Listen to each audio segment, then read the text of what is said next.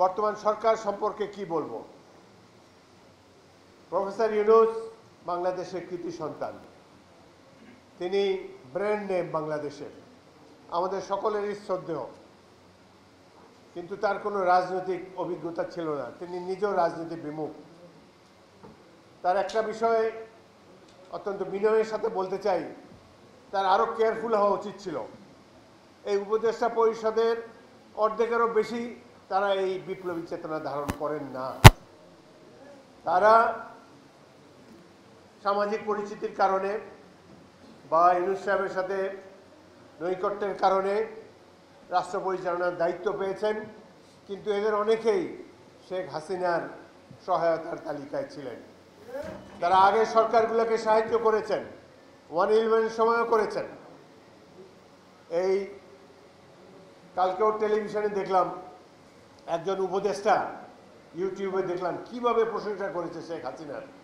মনে হয় যে এরকম নেতা নেত্রী আর বাংলাদেশে আসে না। এদেরকে কেন আপনি উপদেষ্টা পরিষদে স্থান দিয়েছেন? আর একটু সময় নিয়ে প্রকৃত দেশপ্রেমিকদেরকে নেওয়া উচিত ছিল। একজন শেখ হাসিনার অ্যাম্বাসেডর, গতকালকেও অ্যাম্বাসেডর ছিল, রাষ্ট্রদূত, তাকে ডেকে এনে সরাসরি উপদেষ্টা পরিষদে দেওয়া হয়েছে। পার্বত্য অঞ্চলের লোক, এখানে বসে আছে মনীষ দেওয়ান, তার বক্তব্য, চমৎকার বক্তব্য রেখেছেন। এই ধরনের ব্যক্তিদেরকে তো এই ধরনের উপদেষ্টা পরিষদে থাকা উচিত ছিল, যাদের মধ্যে জাতীয়তাবাদী চেতনা প্রখর।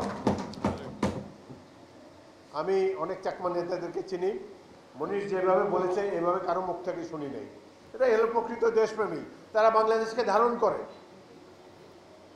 সুতরাং আমরা আশা করব এই উপদেষ্টা পরিষদে তারাই থাকবেন যারা অগস্ট বিপ্লবকে ধারণ করেন, যাদের ত্যাগ আছে, যারা রাজপথে নেমেছেন।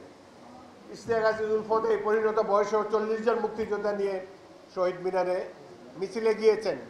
গুলি বর্ষণের সম্ভাবনা সেখানে ছিল, পরের দিন ওখানেই শহীদ মিনারে গুলি বর্ষণ করেছে, কিন্তু এই বয়সেও দ্বিতীয়বার তিনি মুক্তিযুদ্ধে অংশগ্রহণ করার জন্য চেয়েছেন। এই জন্য তাদেরকে আন্তরিক ধন্যবাদ জানাই। তার সাথে 40 জন বয়স্ক লোক, সবারই দাড়ি টুপি। এই বয়সেও যে আপনারা সাহস দেখিয়েছেন, এটি পরবর্তী প্রজন্মের জন্য উদাহরণ হয়ে থাকবে।